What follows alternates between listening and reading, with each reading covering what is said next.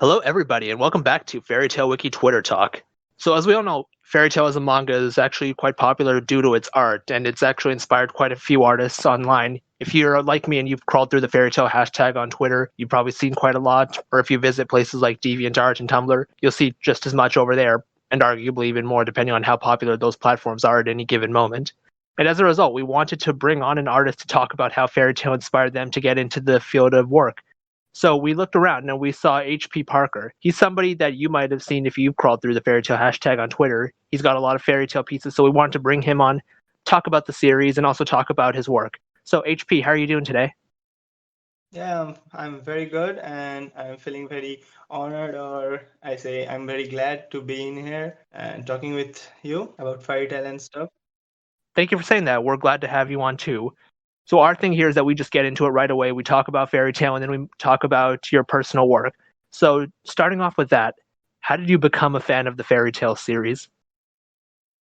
How did I become a fan of fairy tale series? Okay, so basically, since my childhood, I was not really into very live action kind of thing. So I was really into the Western cartoons first. Then I get into animes like Beyblade, Pokemon, and stuff. But I didn't know back then that these things are called anime, because in India, because I belong to India, here animes are not that much popular, but there we used to have this channel called Animax, and there used to air a lot of anime, and among them I used to like Fairy Tail a lot.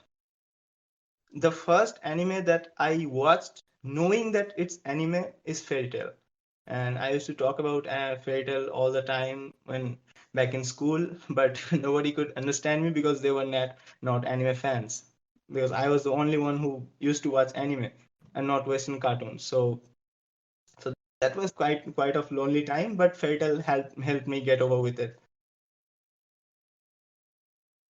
And till this day, I still love Fairy Tail and other animes too.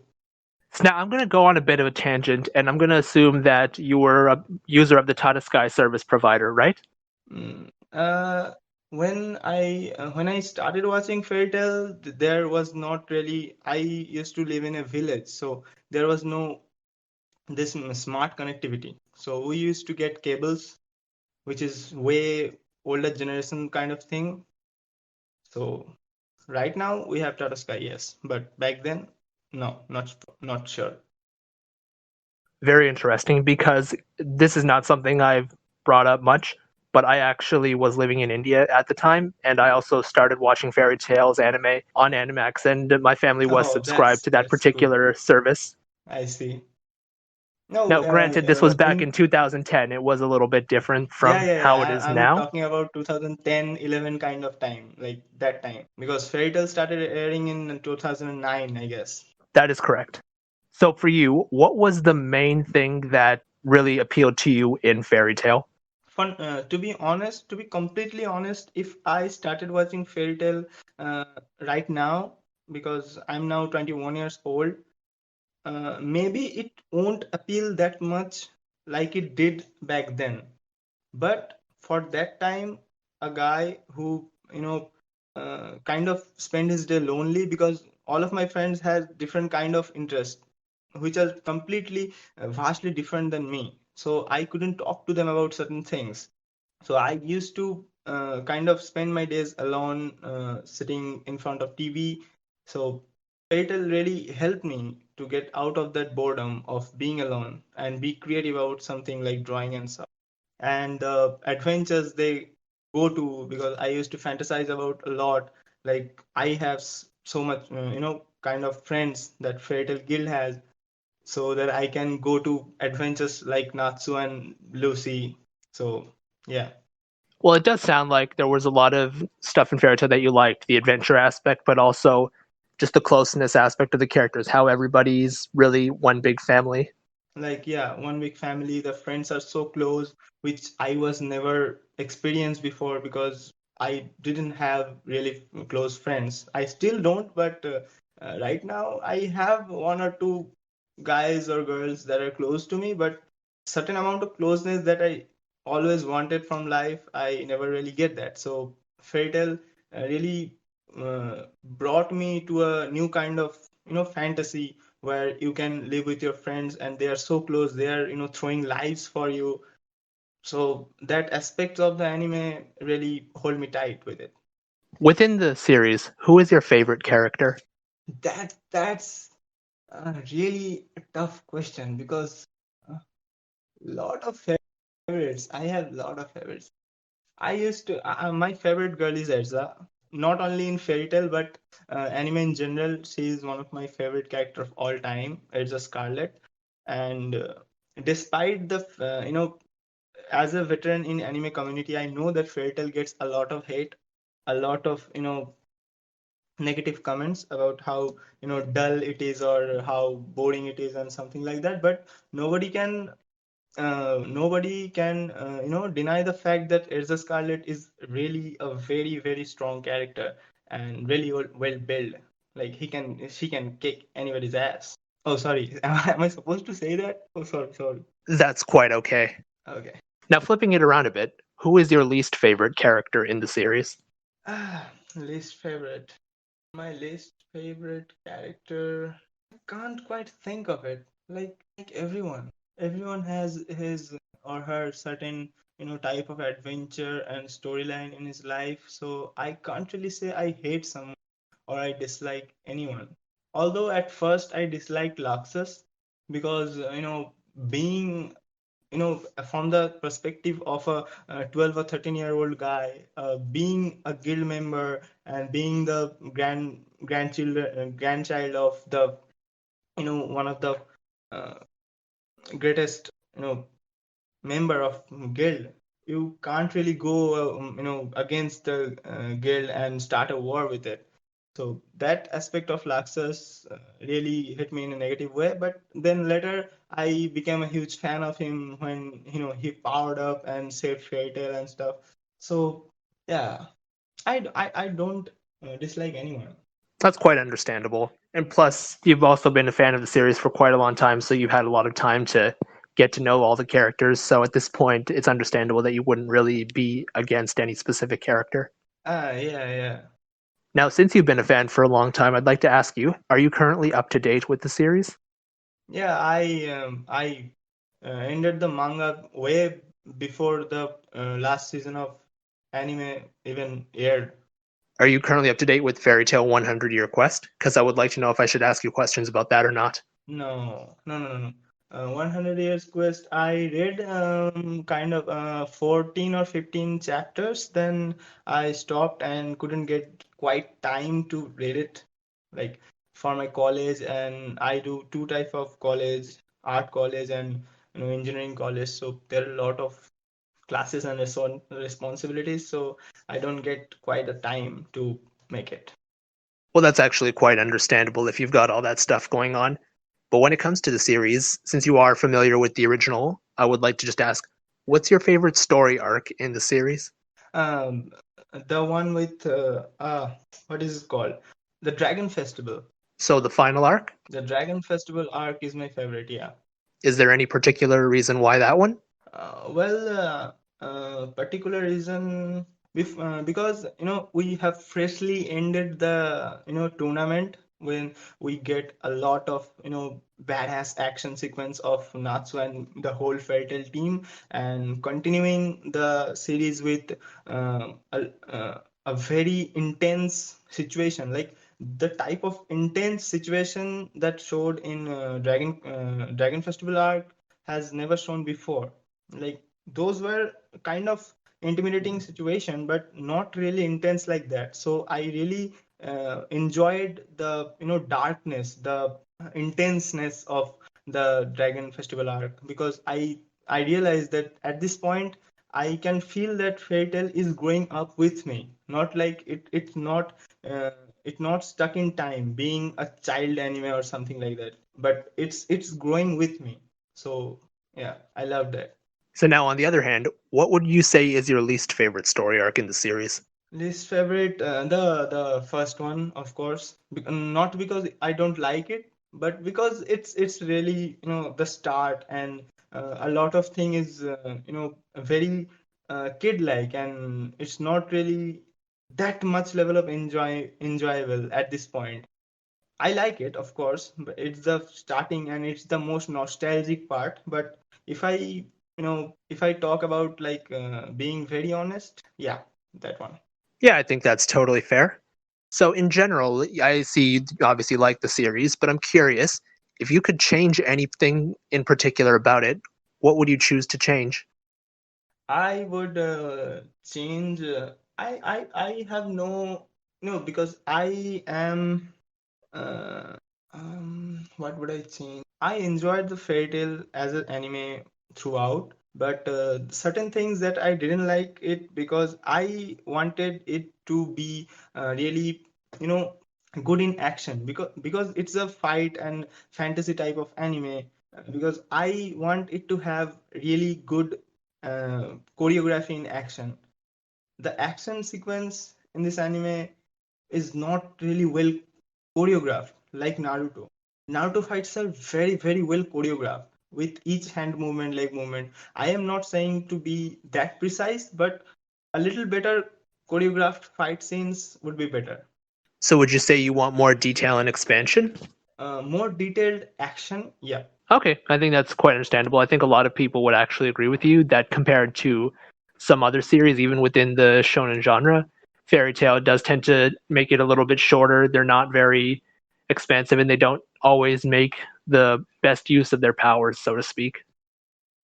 Yeah, I'm not saying to inland the fight scene more. Like I'm not saying that 2.5 minute fight scene and make it 5 minutes. No, I am saying that the movement should be a little more clear and visible and enjoyable. It looks very static. If you go right now and play any fight scene, you can see that there are not really much of a choreograph. They're like standing, then you know hand gestures, like frame by frame, like 1 or 2 frame like action is happening like that. Sure, it's mostly still images and not enough animated frames. Yeah, I think that's understandable, and I think people would agree with you in that case when it comes to fights in particular, but maybe even also just other related aspects of the series. yeah. Now, when it comes to other series, I'm curious, what other anime are you currently into? See, I love fairy tale very much. I love fairy tale very much, but I would be lying if I say that fairy tale is my most favorite anime, because I am really into, and I'm not a kind of guy who says Naruto, Dragon Ball is the best anime ever. No, I respect everyone's perspective.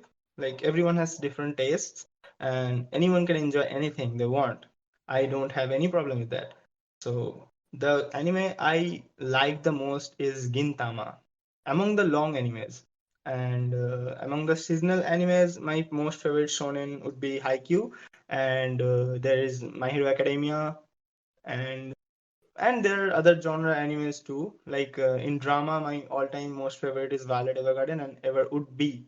Like I can't see any anime beat Violet Evergarden very soon, in my eyes at least. Those are all some quite popular anime, so I'm curious, how did you discover anime beyond the Animax channel and beyond Fairy Tail? Were you just Googling the internet? Did somebody that you happen to have a chance encounter mention them to you, or what was the story there? Yeah, that's quite interesting story, because after my middle school, I went to a boarding school where electronics are not allowed at all. So 2 years of my life, because in India there are a different sets of years that you call middle school and high school. So in our last two phases of school, they're 11th and 12th. So 11th and 12th I spent in a boarding school, and there are not any electronic device are not allowed. So I didn't have any connection with anime or any entertainment medium at all at that time. So after I graduated from high school, I went on a college, and I was watching an YouTube video one day. So there are, because I was always interested in this kind of fantasies thing, so I used to browse a lot. Then a video popped up with title Death Note Japanese anime episode 1. So I was like, no, sorry, sorry. Before that, I was watching the old animes that I never finished, like Inazuma 11, Beyblade Metal Saga. So I was watching these animes on YouTube because I didn't have any, I didn't know any website, or I didn't have any subscription to watch on. So I was watching them in YouTube. And then I got the suggestion from YouTube that watch Death Note episode 1 Japanese anime. So I was like, yeah, let's do this. What is this thing? I used to watch anime like Fairy Tail, so let's try this out. Then when I watched Death Note, I was like, boom, whoa, that's quite intense. I never expected animes to be like this. Then I went in college, and there I met one guy. Fortunately, the guy I first met in college was a fellow otaku. So this was really fortunate for me. So one day he was watching some anime. I don't remember what he was watching, but I asked him. He was watching Monogatari series. So I asked him that what are you watching and where are you watching. So he just said that this is an anime, and I was still noob at that point. So he said this is an anime, and here you can watch it on this website or this app. So yeah, he suggested me a lot of good animes and lot of good sites and apps to watch animes on, and there started my proper anime watching journey. I'm curious, did this individual recommend the Monogatari series to you at that time? Yeah, of course they did. Like the people who are fan of Monogatari series or JoJo's Bizarre Adventure, they always keep recommending you that particular series. That's very accurate, but for me personally, I don't think I could recommend the Monogatari series to a newbie because for me, just on a visual level, I feel like it's a little bit too intense for anybody to just jump into. I think you need to build a transition. Yeah, like the person needs to be really experienced in anime community to understand Monogatari. And also very much a person who wants to only watch subtitles because that's not a series with an English dub, and I don't think it's a series that could really ever have an English dub.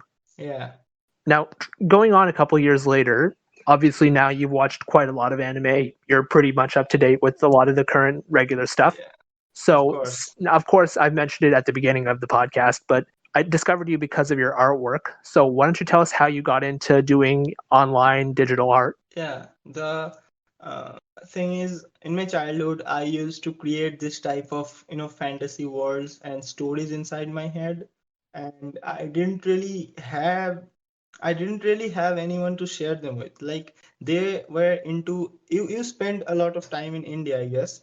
So you know that people there or people here are not really into that kind of thing. They are all about Bollywood and dance and songs like that. I'm very familiar. Yeah, of course. So I didn't really have anyone to share with my, the bizarre type of imaginations and world or fantasy stories I'm creating in my head. So it was getting really hard to keep up my imaginations or creativity. So with time, it faded away, and I was interested in cricket, so I focused a lot of time in games, and I was not bragging, but a fact that I was really good in studies in my middle school, elementary, and high school too. So I used to keep up with my studies and the sports I'm playing. So I kind of uh, got detached with this kind of thing. Like basically, what happened was like because people were very ignorant about these things, like fantasy and kind of thing, and they were more into songs and dance, Bollywood and stuff. So and regional stuff. So no one really that I know of were interested in anime or fantasy stuff like that. So as a result, I was also became ignorant about that, and I used to only focus on my studies and my sports. But when I got into college and I was exposed to the greater world of anime and met new friends and stuff, so that's when that hit me. Like I used to think that this kind of thing are for kids, like creating own fantasy world and liking anime because environment happened and I was sucked into that, thinking that these things are for kids and not people like us who are grown up. But then I realized that there is never late to start liking anime or start drawing or building your fantasy world. So I started drawing as a hobby and as a time pass, or you can say an escape from reality. But the more I drew, the more I was um, really into it. I became more and more fascinated about drawing new characters and fan arts. Uh, and funny story about that is when it all started, like really boost up. When one day in chemistry lab, our chemistry teacher was went out for a couple of minutes, and then I started doodling a Goku in the back of my chemistry notebook. So a guy came up to me and sarcastically said that, dude, that's an awesome drawing. Like, he was saying that sarcastically because I was still very, very beginner at that point in drawing. But I was very naive to think that he's telling the truth. And I was very glad and thanked him, like, thank you. But he was laughing at the back, I know, right now. So after that, I started doodling here and there all over the places, and people used to laugh in my back. I also know that. But with time, one day one guy really, on my face, said it on my face that I draw crap. So reason one was I was fascinated by drawing new stuff and building my own fantasy world. And reason two was I I was really hyped up to prove that guy wrong, that I can do better. So I just gave up on sleeping, eating, and I was drawing all day, like pages after pages. I finished like 10 or 12 drawing books in just 4 or 5 months. I drew too much and became very good at it in traditional drawing, in sketch and pencil and paper. But then while browsing through internet and Instagram, because I use Instagram mostly, I came across two artists. One is Rostran and second is Wallop, because his username is WLOP. I don't know how he pronounced that name, but his original name is Wang Ling. So the distinct art style of these two creators, like, I don't know, they have kind of magic that I saw, and instantly I was like, damn, I really have to know how to do this thing, how to make these things. So I started digitally drawing. I went up to my dad and I was like, Dad, I really need an iPad. And he was like, I was going to give you a laptop. I was like, no, I don't need a laptop. Give me an iPad so that I can draw digitally. And why I specifically said I need an iPad, because I used to have a lot of classes, like college after another college of art. Then I used to have part-time jobs. So I really needed time between college and jobs and classes to draw. So I can't really go around with my laptop and pen tab with me all over the places. But I can go around with my tablet, which is an iPad, which is a very small and efficient thing. So I went up to my dad and demand and asked for an iPad, and he was like, "No, I'm not sure about that." Then he whined for 1 or 2 months, couple of months, I guess. Then he gave up and gave me an iPad, and I started digitally drawing all day, and yeah, I became quite improved at that. And right now I create good stuff. I can say good stuff. It's not great, it's not amazing. I have a long, long, long way to go before I can touch the level of Ross or Wallop. But yeah, I hope that someday I can create something like Ross or Wallop, who are my inspiration of art. Yeah, I can say only thing. Well, I personally think your stuff is good, and I do hope that you'll continue to practice and make more fairy tale art, and you'll kind of get that out there and hopefully become a name similar to the ones that originally inspired you.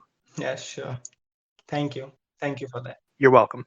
So I'm curious, and I think a lot of other people are as well. What's your artistic process like? Where does the idea for a drawing come, and then how do you enact that on your tablet? Mm, I I'm not sure that this has a really definite answer, because lot of ideas and sceneries keep running around in my head. Like, I am always thinking about what I'm gonna draw next. So maybe it came from something I'm currently watching. Like, for example, think that I'm watching Gintama right now, and I am very into that show, and I want to do something for that show. So I just sit and draw a fan art from that show. Or it can be like that I saw some other artist draw a character in his style, and suddenly I am like, oh, he drew that character in his style. So how about I made one for myself? And most of the time it is like I am creating my own characters. I have a set of original characters of mine, so I keep playing around with them. Hypothetically, if some newbie were to approach you on Twitter or some other platform you use, and they said, "Hey, I like your art. I'm interested in doing art, but I don't really know how to get started." What would your advice be to that person? My advice would be, just take, art. If you want to be an artist, then it doesn't matter that how you are making it. Only the only the wish that I want to draw, that drives you, that I want to make creative stuff or new stuff that I want to show people. Only that matters. And of course, that I would be lying if I say that only wish of drawing, only the thrive for drawing will make you better. No, that won't. If you want to be a good artist, there are four things you really need to understand. One is observation. You need to observe a lot, like a lot. It's the first key to become a good artist. Second thing is study. You have to study the fundamentals that makes a piece. If you a character artist, if you a landscape artist, it doesn't matter. Everything has some fundamental rules that you need to study before you start creating your own stuff. If you think that I just take a pen and a paper and start doodling anything, that maybe that would signature your creativity, but it won't look good. You need your creativity plus the knowledge to make it look good, to make it fascinating. So first thing, you need to observe that how things work, how things are made. Then you need to study for the knowledge that will help you grow as an artist. Third, practice. If you just observe and study and you don't practice, then you can never improve. Never, never. Practice makes everything not perfect. That's a wrong thing to say, because practice doesn't make anything perfect, but it certainly does make you better. And the last thing, the fourth thing, is consistency.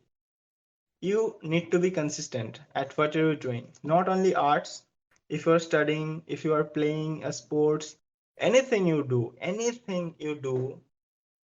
you really need to be consistent. If you draw one day and you are like, I will draw, you haven't drawn for 2 weeks, and you suddenly sit on a chair and think that, oh, I drew 2 weeks ago, now I want to draw. Yeah, if you are doing it for fun, then do whatever you want. I won't say anything about that. But if you are drawing it for passion, if you really want to be a better artist, then you really have to be consistent. You need to draw daily. Not you don't need to make perfect scenes, perfect portraits every day, but you have to keep in touch. You have to draw some strokes every day if you want to be better artist. And for starters, yeah, observe a lot, enjoy, and try to draw the thing you enjoy. Okay, this is the most important part. People who start drawing, they are like, oh, if I am an artist, I need to draw this. I need to go copy Leonardo da Vinci or Van Gogh's pieces. But no, that's not true. If you enjoy anime, draw anime. If you draw Disney, draw Disney. If you watch Marvel, watch Marvel fan arts. The thing is, the thing you love, you can you can put your soul into the work if you love that thing. Like why people make such an amazing art of their original characters, because the original characters that they make, they are most attached with that. They love their original characters, so they make them so beautifully. They can put their heart and soul into that. But if you are gonna make something in peer pressure, because internet is doing that shit, it won't be good. You can't really put your everything into the art. So have fun with it. Art is really forgiving. Art is freedom. Draw the thing you enjoy drawing. So that would be my tips, who are starting drawing or want to be a better artist someday. Well, thank you for sharing those tips. I do think, like you said, it's all good advice, but it's also just not applicable to art alone. It applies to really anything you want to get good at. If you want to get better at sports, it applies to sports. If you want to get better at music, it applies to music as well. So no matter what you're really into, I think those are some very good points to note down. Yeah, because I really want people to get better at arts or get better at anything. Like people always tends to forget their passion, forget who they are because of society or anything. And the thing affect them the most is they keep getting worse, and that brings out their motivation to do something more. You understand what I'm saying? Like they are not following they are not being very consistent, they are not practicing. So one day they are not gonna improve. Instead, they are gonna be worse at it. They will lose their edge on the thing they're doing, and they will forget their passion. So people really should follow through and see and put their 100% effort what they're doing. No, I definitely get where you're coming from, and I certainly do agree as well. It's something that's easy to say, but it's difficult to actually do in practice. But like you said, if you don't do it, you're never actually going to get better. Yeah, of course it easier said than done, but if you if you really love to do something, it won't be a bother to you. It won't feel bothersome to you if you love something. You have to enjoy the process. That's how you become better artists. If you don't enjoy the process, it's not for you, and never you never can be a better artist. Yeah, absolutely, man. Now, we're a little low on time, so I would just like to give you a minute at the end now to talk about yourself. So, obviously, I'm familiar with your Twitter, but what other platforms are you on? Where can people find you if they want to know more about you? So here you can see my Twitter account, but I am mostly active on my Instagram, which is at HP Illustrations, all small. And there is my Facebook page too, in the name of HP Illustrations as well. There is my YouTube, which is also HP Illustration. I guess the links to my channels or accounts you will get in the description. And I have my Patreon. If anyone is going to support me financially and learn new stuff every day, they can subscribe to my Patreon. Link will be also in the description.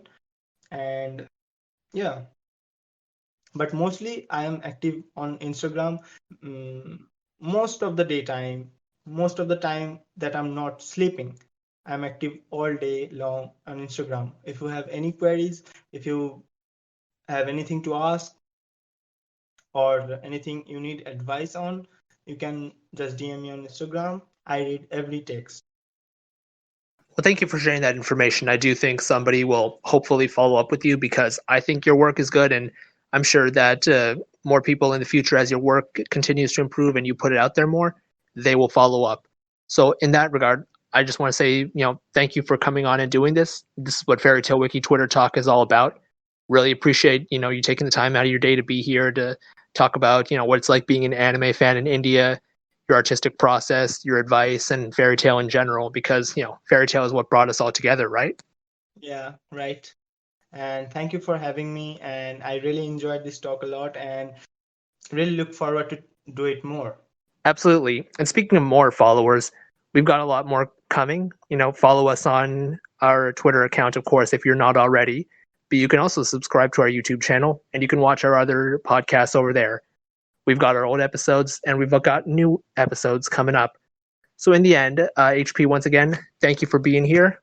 Definitely gonna keep following you on Twitter, and keep checking out all your stuff. Thank you for having me. Thank you. And followers, thank you as well. We hope you all have a great day, and until then, take care.